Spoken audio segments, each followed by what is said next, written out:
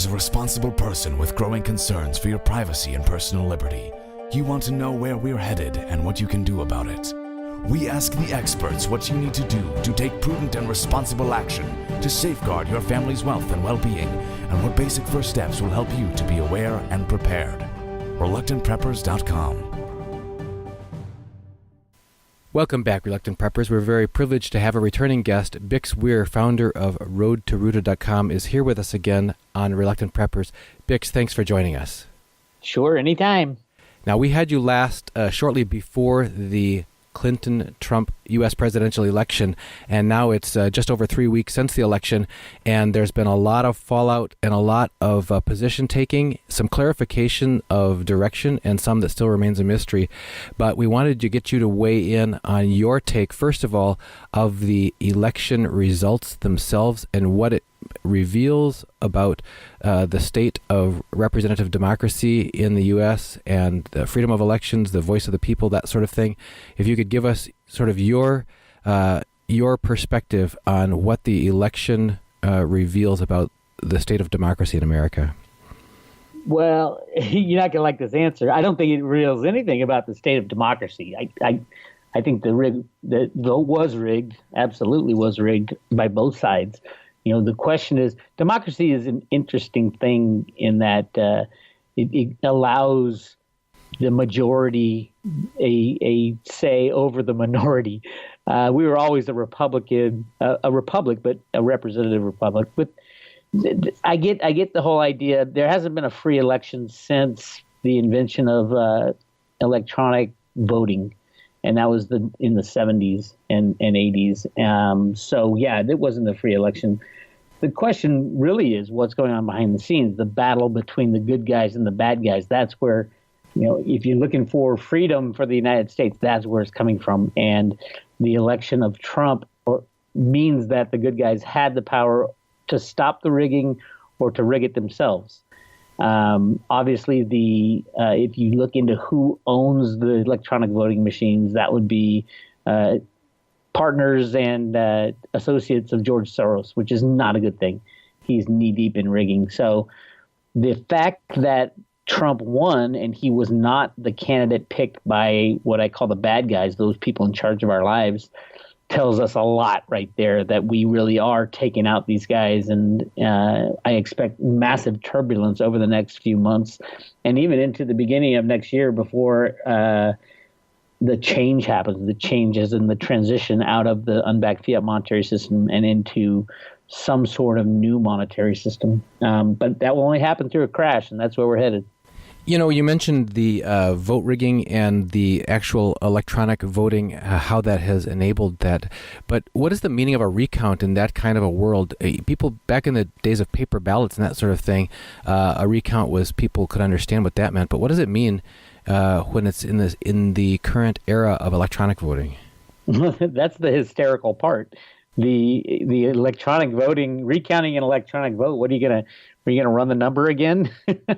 So yeah, there would be, if any recount was taken seriously. The whole idea behind the recount was to try to delay the electoral college, Trump from getting the full electoral college vote of over 270 voters.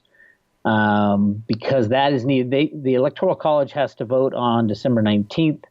And after December 19th, all those votes go to Congress, and Joe Biden, the head of the Senate, will open the votes on January 3rd, count the votes, and the president-elect will be officially a president-elect. The bad guys are trying to do is throw some doubt into that scenario. These recounts, their idea was let's try to get a recount going that would take a long time. That's why they're asking for the votes to be counted manually, even the electronically placed votes to be counted manually. But they want the recount to take a long time, so it goes past the December 19th date, thus not giving Trump enough electoral votes to win outright. He needs 270 to win outright. And if he doesn't win outright, when the votes are open on January 3rd, then the House and the Congress will both vote on who should be president, since the House and House and the Senate. And since the House and the Senate have the majority Republican, the Republicans would nominate Trump unless, you got some paid off congressman, which it might be as well. So there's a lot to go on between now and Inauguration Day on January 20th. I believe that the good guys are fully in charge of this. They're not going to let Clinton and the bad guys get away with pulling anything. It would be the worst thing. I mean, Jill Stein should be completely embarrassed and stuck in jail, if you ask me. She's trying to disrupt the system. That dynamic of a minor party candidate that got a tiny percentage of the vote coming forward and demanding a recount and saying it's in the name of integrity or something. First of all, if there is widespread or voter fraud that actually influences the direction of the output, then the outcome, then I think we should all be wanting to know what the truth is. But if you think back to where we saw this litany of individuals and organizations coming forward after the Obama election, questioning the validity, for example, of Obama's U.S. citizenship, et cetera, eligibility for U.S. president, the theme we started to hear out of the courts at that time was this or that person or organization didn't have standing. They lacked standing, meaning that they really weren't in the position to be directly a plaintiff, bringing things forward to the court. Even people who, like in the armed forces, who said, I don't know that I should be following this individual because I'm not sure that he's really a legitimate, commander-in-chief over me, that kind of thing. They said, no, you don't have standing. So how does a minor party candidate whose outcome is not going to be changed in any way conceivable have, standing to demand a recount? Well, that's part of the hysterical nature of this whole thing. Jill Stein raised $1 million in her presidential bid. She came in fourth or fifth, but she raised $1 million was her total amount raised, and for the recounts, I think she's raised like $8 to $10 million, something ridiculous. So obviously there's someone else behind it, something else going on here. Yeah, that's the other thing is if the whole thing that seemed to sway popular sentiment towards Trump through this candidacy and this president election cycle was distaste for the as he calls it, the swamp that needs to be drained, and the slimy a major party stealing nominations from their. I mean, you were there blow by blow back when Ron Paul got treated the way he did in a previous election cycle, and now look what happened to Bernie Sanders from the Democrats. Look what almost happened due to what rules almost got changed and so on at the Republican National Convention. It seems that people were really the common people were really disgusted and actually relieved somewhat or confirmed to see coming out into the plain light of day some of these backdoor, smoke-filled room shenanigans that have been going on. So to now see, in the name of integrity, Jill Stein coming forward and saying, suddenly I've got this an angel donor where it's not going to be named who's giving that kind of money to get this to happen. It looks to the common person like somebody else is behind the curtain is pulling the strings, and she's just being used as a puppet. Yes, that's exactly what's happening. A couple of people have thrown out, she just wants to raise a bunch of money to walk away, and that's not it. There's something going on. Because, I mean, if she is successful in stopping the process going through, if you think the Hillary Clinton people were mad about their candidate not getting the nod, imagine what the Trump supporters would do. I mean, we're talking civil war. And Jill Stein, of all people, is the one standing up and potentially throwing her hat in the ring to cause civil disruptions. People will die. I am telling you right now, people will die in the streets if this process isn't taken care of on the up and up and smoothly.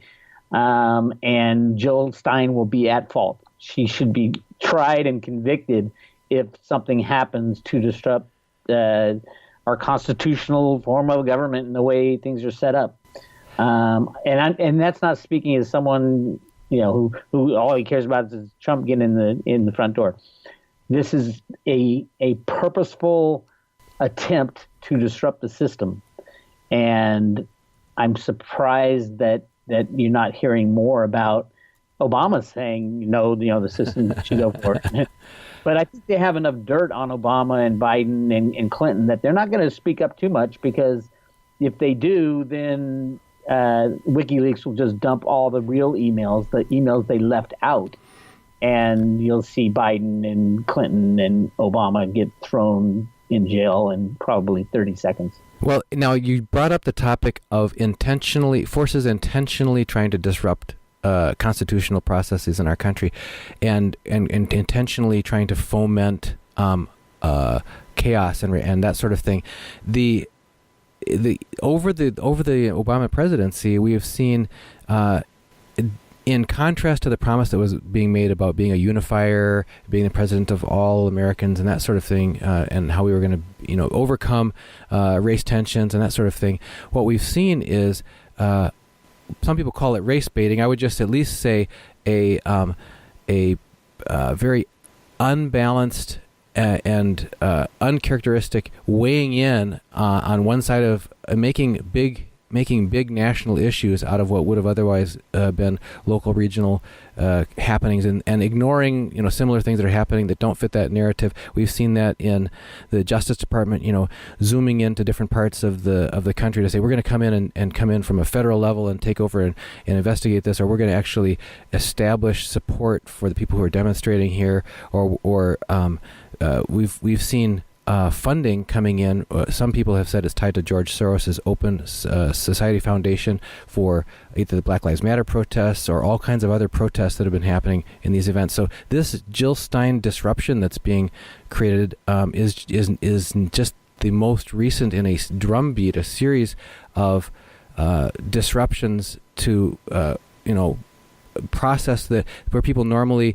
The way that you get the news, the way that things are handled by the government, the way that things are treated in society. So, what is this? What is your personal take on this apparently concerted and intentional effort to destabilize our society? I think it's their last chance. I mean, that was the plan of Soros and the people that Soros hired to be president.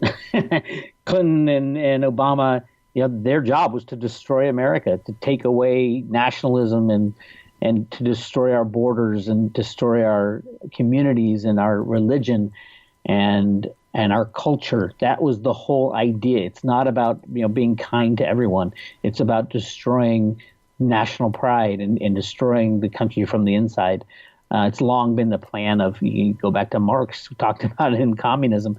That's how you destroy the United States, is you destroy it internally. And that's what was going on, and that's what was stopped, at least so far.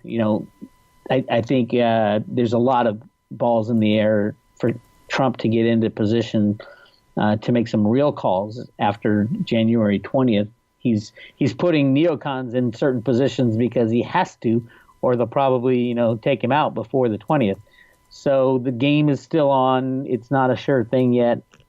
What is a sure thing is mass chaos in between now and probably the end of the first quarter, because that's when everything's going to get shaken up. And our bubbles of the bond market bubble is the biggest bubble in the history of the second biggest bubble in the history of mankind's finances. The first biggest bubble is a derivative bubble, and that's blowing sideways in Europe as we speak.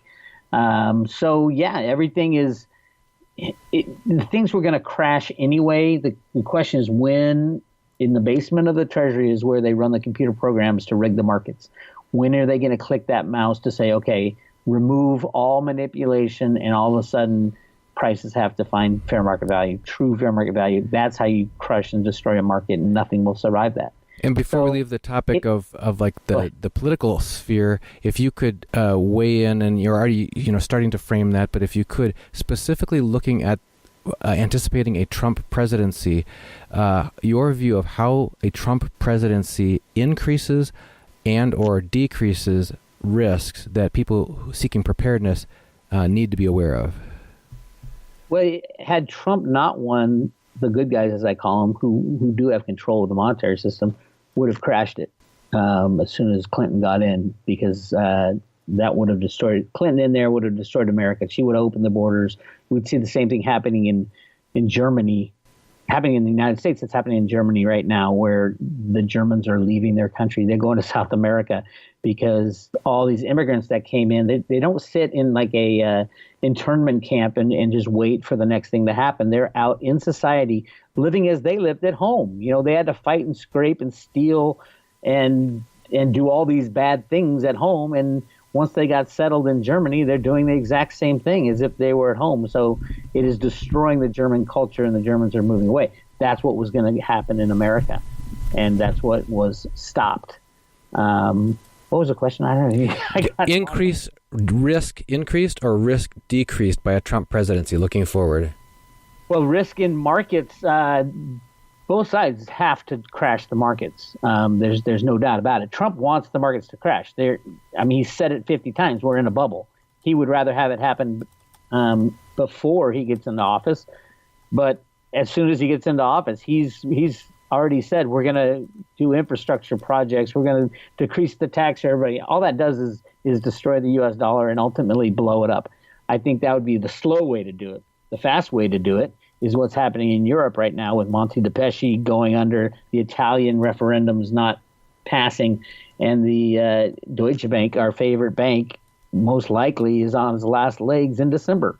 So would that crash the banking system, the monetary system? Of course. We're talking 50 trillion of derivatives going bad. Every single bank in the world will crash, which means the fiat monetary system would crash. So yeah, we're there.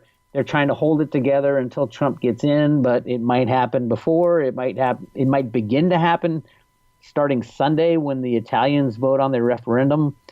If the referendum does not pass, then the president of Italy said he's going to resign, which throws Monte de Pesci's bailout and will restructure out the window. And then the banks sell off, and they have over $1 trillion in derivatives too.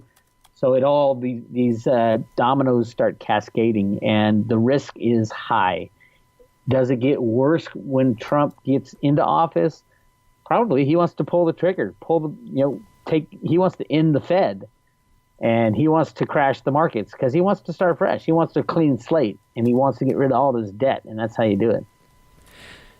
Now, speaking of debt, that leads me right into my next question. The article came out today that the U.S. debt just this week passed the threshold of $19.9 trillion for the first time in history, and that by February of next year will pass $20 trillion in history. And they're talking about the Congress needing to set up a new debt ceiling of 20.1 at that time, but that by the end of next year we're going to be at 20.15 trillion anyway.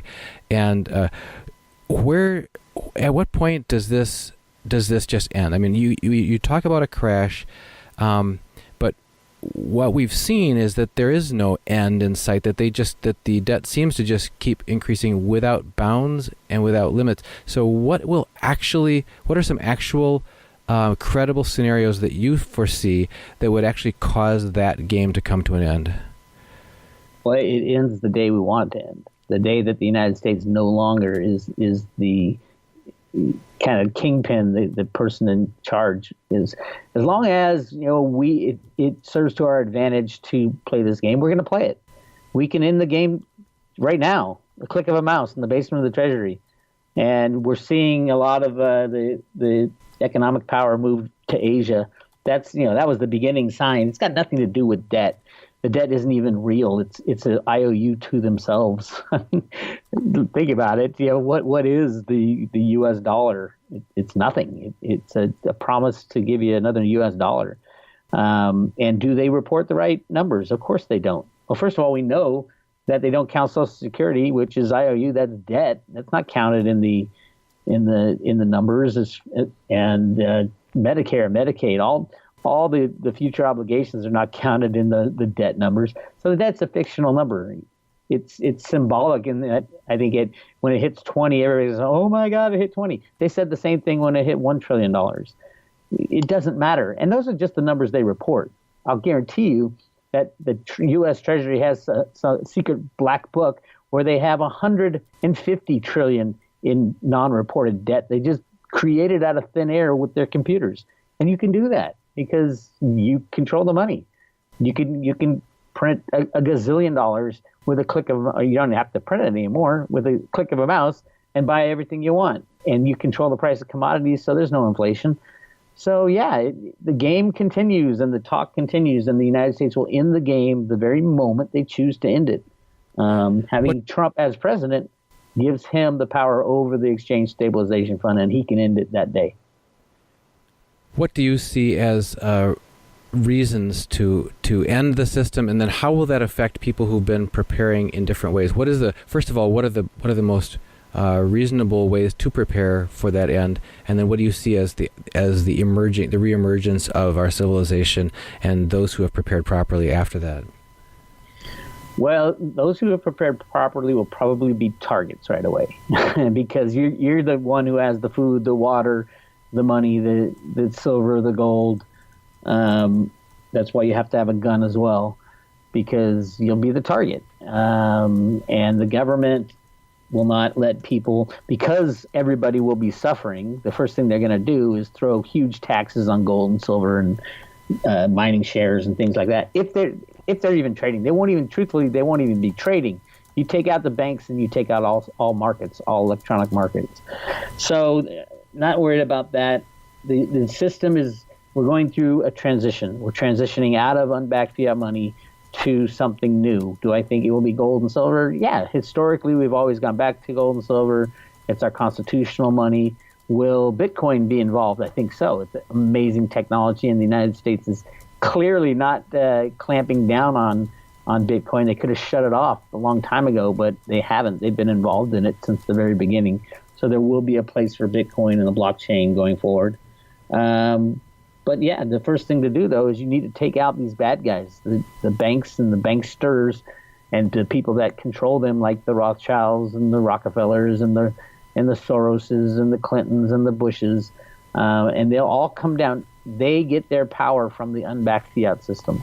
If you take that system down, they have no power, zero. So that's what we're kind of headed towards. Hopefully Trump will be in the presidential office by then, and then he can hire people he wants to hire, which I think he's half doing that now and half hiring neocons that he plans on firing as soon as he chooses. That's what he does best, is fire people and move on. So yeah, it's an exciting time.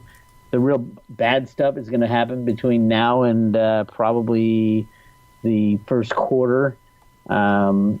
Once Trump gets in, I'll give him a couple of weeks with his new Treasury Secretary Mnuchin, who is an electronic market rigger from Goldman Sachs. That was his job. He was in charge of the IT department at Goldman Sachs because he worked with Robert Rubin and Hank Paulson, who were his bosses at Goldman, and they looked at him and said, okay, we want to rig this market and this market, and he wrote the programs to rig those markets.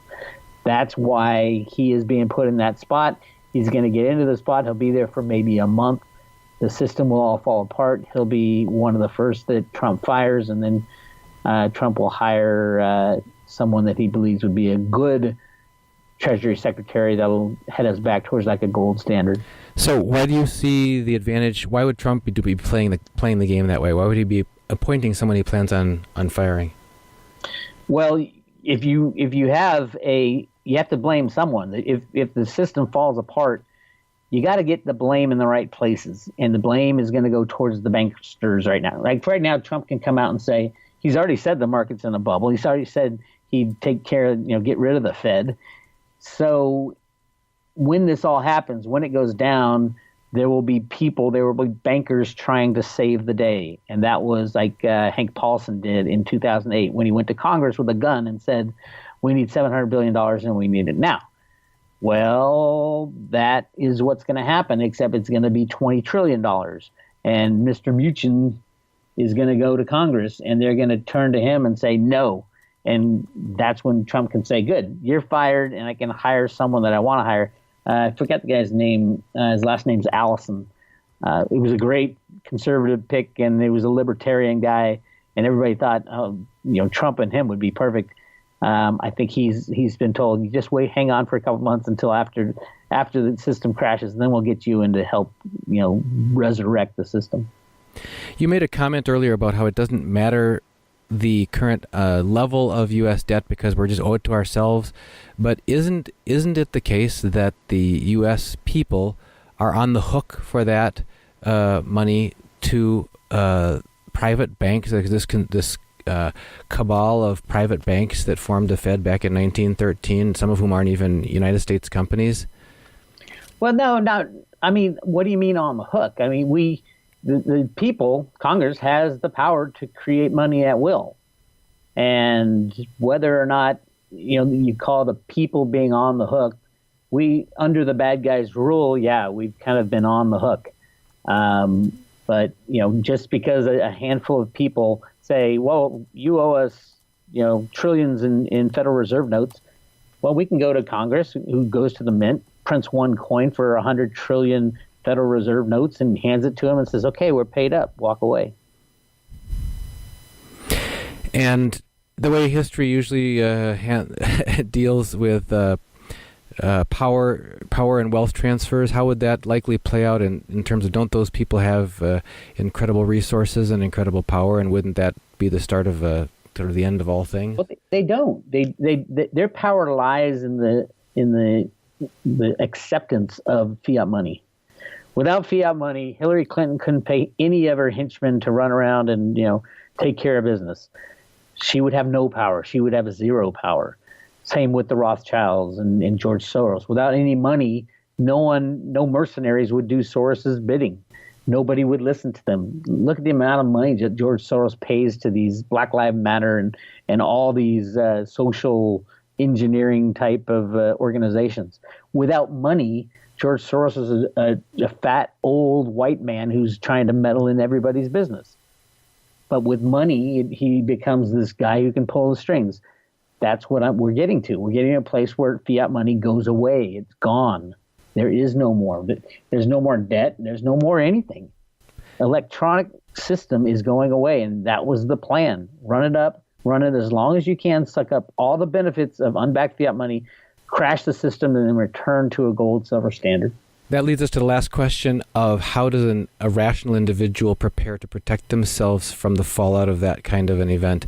Obviously, the natural conclusion, based on what you've been saying, is don't keep all your worth, your assets in electronic media anywhere, and don't keep them in fiat currency, for example. So what can a responsible person do to try to protect themselves as much as possible from the fallout of that? Well, the obvious is to have some cash on hand, because cash is recognizable. When the banks close up, there'll be a couple weeks or months where people still accept cash at whoever's trying to sell something. But it all depends on how fast this transition is going to happen.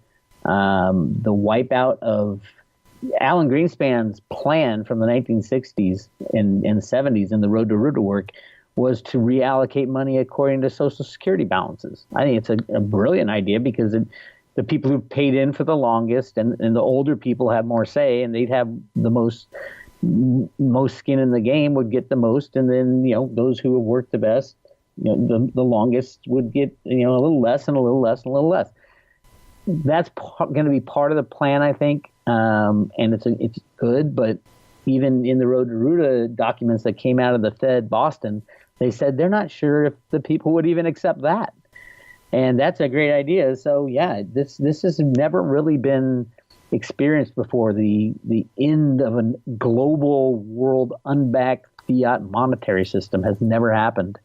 And we're going to learn the hard lesson. I think it'll be great in the end, especially for the United States, because we're the largest debtor nation in the world. And the problem right now, the largest problem in the world, is that everybody's in debt. You crash the banks and there is no more debt. Debt goes away. Well, Bix, you always give us lots of thoughts to ponder, and we're grateful for you visiting us again here on Reluctant Preppers. Do you have any final thoughts for our subscribers before we let you go? I do. I'm working on a report about the latest Economist magazine. It's called The World in 2017. I did reports on 2015, 2016, and they were both horrible, terrible signs, and a lot of them came true. And this one is completely different.